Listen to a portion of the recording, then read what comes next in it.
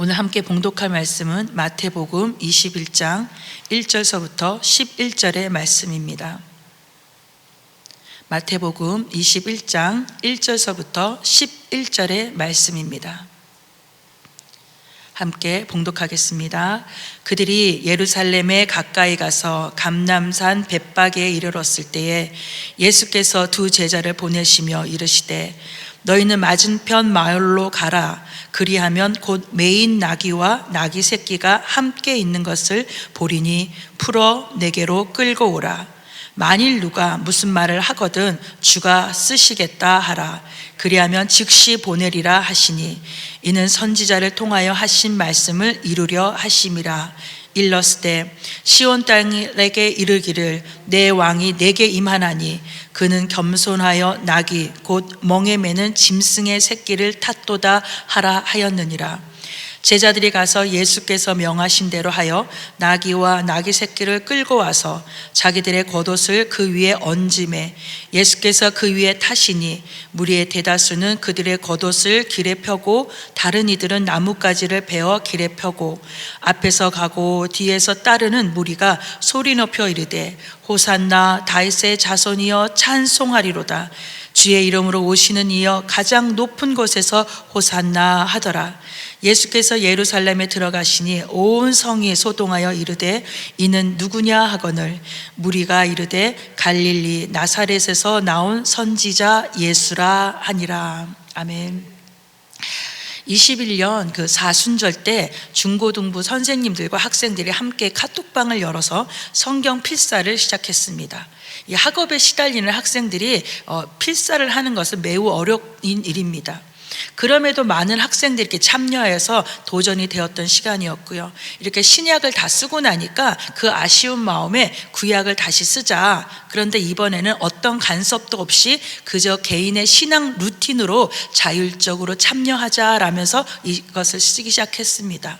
그리고 제가 고등부에서 중등부로 가고 초등부로 옮기면서 계속적으로 이 카톡방에 대한 이야기를 이제 홍보하게 되니까 많은 선생님들의 참여가 있었습니다.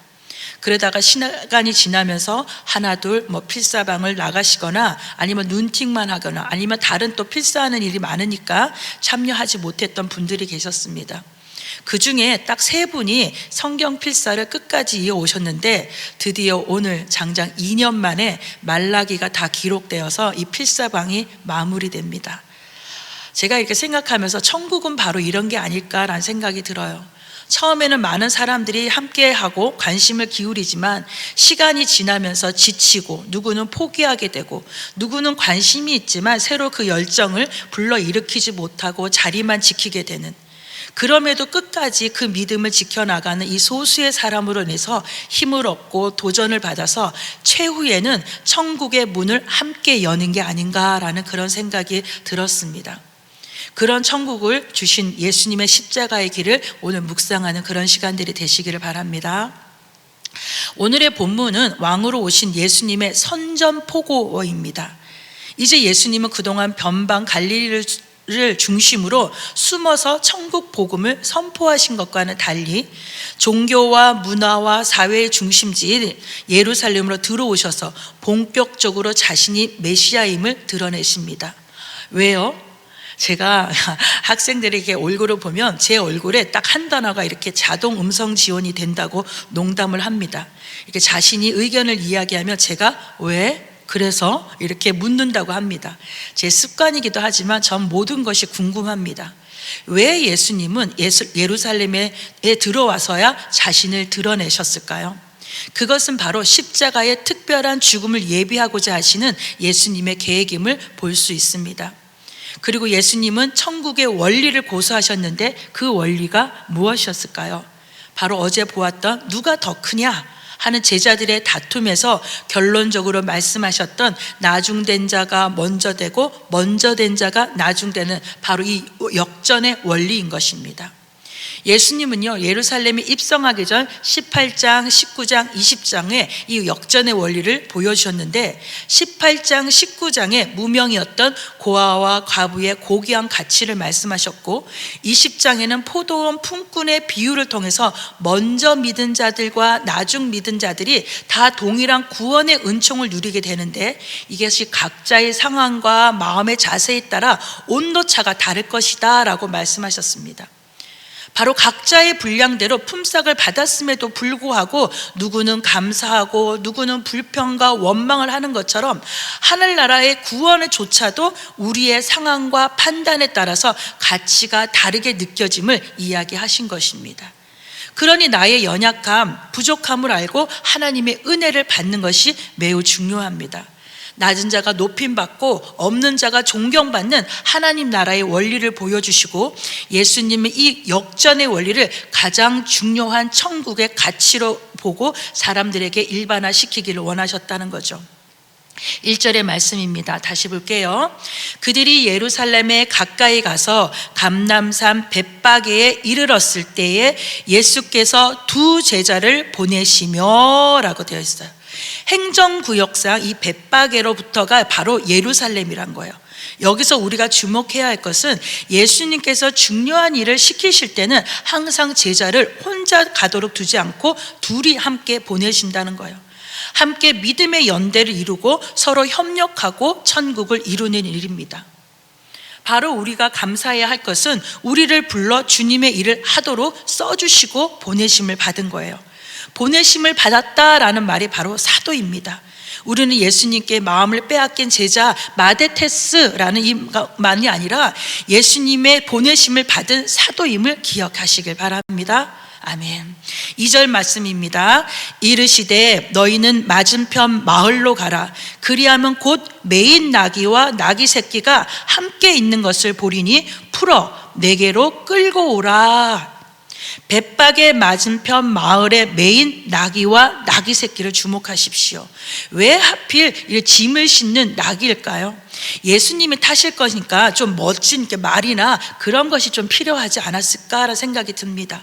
제자들도 좀 황당했을 거예요. 더구나 돈을 주어서 사오거나 빌려오라는 것도 아니고 주인이 누군가가 뭐라고 하면 주가 쓰시겠다라고 하니 이건 정말 말도 안 되는 그런 상황이죠.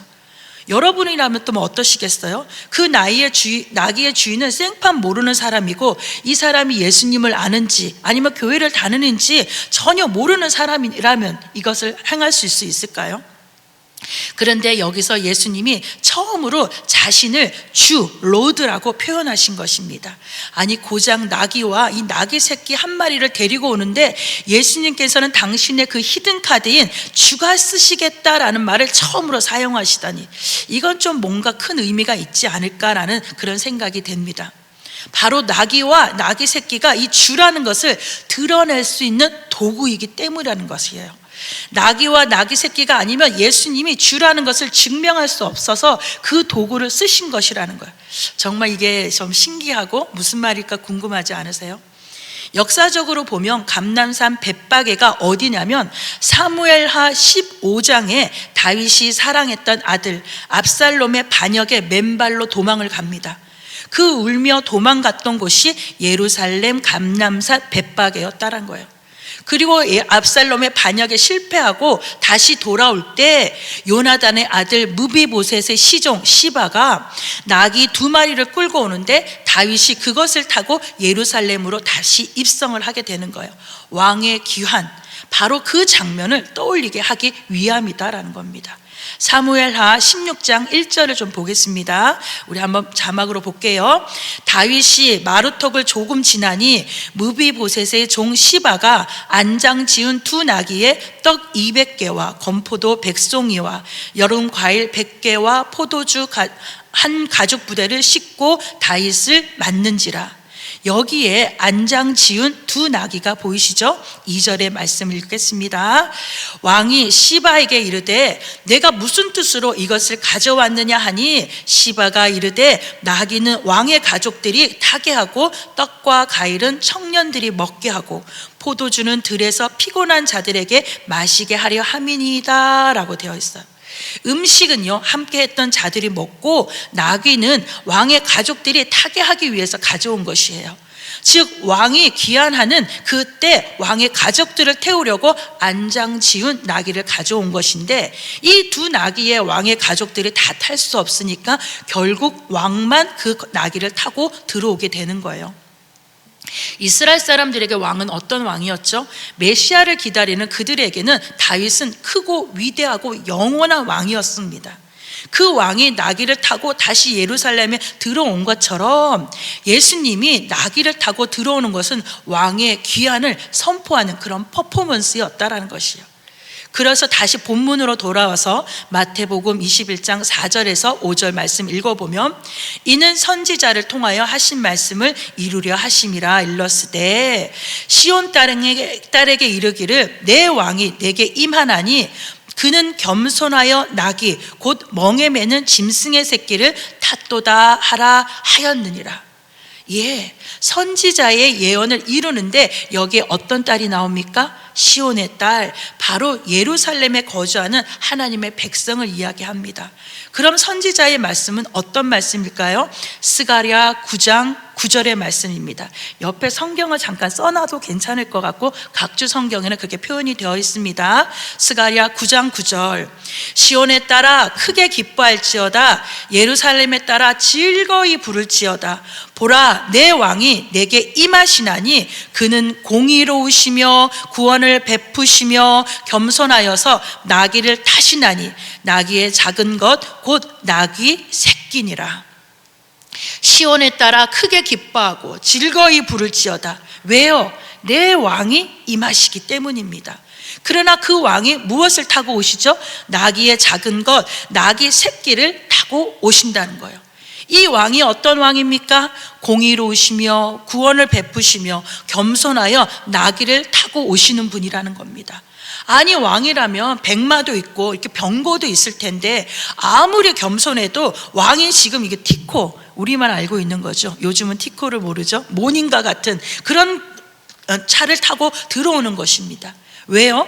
10절의 말씀입니다. 우리 10절 말씀, 내가 에브라임의 병거와 예루살렘의 말을 끊겠고 전쟁하는 활도 끊으리니 그가 이방 사람에게 화평을 전할 것이요 그의 통치는 바다에서 바다까지 이르고 유브라데 강에서 땅끝까지 이르리라.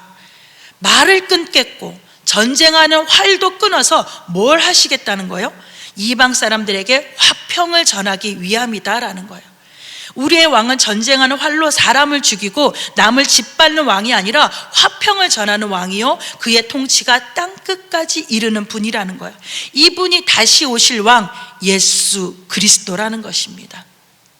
그런데 이 나귀가 지금 어떻게 되어 있어요? 매어 있고 묶여 있는 나귀와 나귀 새끼라는 겁니다. 매어 있다라는 것은요, 주체적인 삶을 살지 못하고 타인에게 매어 있는 나귀라는 것입니다. 제가 며칠 전에 인도 이 코끼리가 사람을 이렇게 태우다 보니까 코끼리의 뼈가 휘어져 있는 것을 본 적이 있습니다. 이렇듯 죄에 매이고 운명에 매인 이 나귀를 풀어오라 주님이 명하신 것입니다. 왜요? 왜 풀어옵니까? 주가 쓰시기 위해서. 바로 이 나귀와 나귀 새끼는 우리 모두를 말하는 것입니다. 바로 예수님께서 삶의 무게에 묶여있는 우리를 풀어서 자유하게 하여 들어 쓰시겠다 하시는 것입니다. 아멘. 그렇습니다. 예수님이 자신의 왕이 되심을 보이는 증거로 사용하신 것이 나귀와 나귀 새끼이고 그것이 오늘 저와 여러분이라는 것입니다. 이것이 얼마나 큰 은혜일까요? 예수님이 우리의 매어 있는 삶에서 풀어주기 위해 당신의 정체성을 드러내어 보여주신 것입니다. 바로 사람의 일이 아닌 하나님만이 하실 수 있는 일이고 예수님만이 우리에게 주실 수 있는 자유인 것입니다. 사랑하는 성도 여러분, 저와 우리는 주님이 쓰시기 위해서 자유케 하신 존재임을 믿으시기를 바랍니다. 아멘. 우리 본문은 6절에서 7절 말씀입니다. 제자들이 가서 예수께서 명하신 대로 하여 나귀와 나귀 새끼를 끌고 와서 자기들의 겉옷을 그 위에 얹으며 예수께서 그 위에 타시니, 제자들은요, 예수님의 이 말도 안 되는 이 황당한 명령에 순종했습니다. 그리고 자신들의 겉옷을 얹어서 예수님께서 타시도록 했습니다. 우리 8절 말씀도 같이 읽어볼까요? 무리의 대다수는 그들의 겉옷을 길에 펴고 다른 이들은 나뭇가지를 베어 길에 펴고, 당시 겉옷이다 라고 이야기하는 것은요, 이불이고 침낭이고 그들의 전 재산이었어요. 가장 중요한 전 재산을 이렇게 길에 펴고 나귀에 얹은 이유가 무엇일까요? 그냥 예수님이 예루살렘에 들어가시니까 폼 좀 나게 레드카펫을 깔려고 했겠죠. 나귀를 그냥 타지 못하니까 얹었겠죠 라고 이렇게 간단하게 생각하시면 성경을 너무 쉽게 보신다는 거예요. 바로 이것이 열왕기하 9장에 있었던 사건을 재현하려고 했던 것입니다.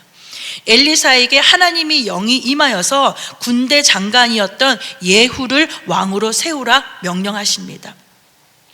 그때 왕은 가장 악랄한 아합 왕이었고요. 그런데 예후에게 그때 기름을 부으면 뭐가 됩니까? 역적이 되는 거죠. 반란 주동자가 되어서 예후도 죽게 되는 거예요. 그 상황 속에서 엘리사의 제자가 군대 장관이 모여 있는 곳에 와서 예후의 머리에 기름을 붓습니다. 이 갑자기 기름 부음을 받고 어안이 벙벙해져 있는 예후에게 신복들이 찾아와서 묻습니다. 아니, 그 미친 자가 무슨 까닭으로 그대에게 왔습니까? 예후가 답합니다. 아니, 모르겠어요. 엘리사의 종이 와서 야훼의 말씀이 내가 내게 기름을 부어서 이스라엘의 왕으로 삼는다 라고 그렇게 말합니다.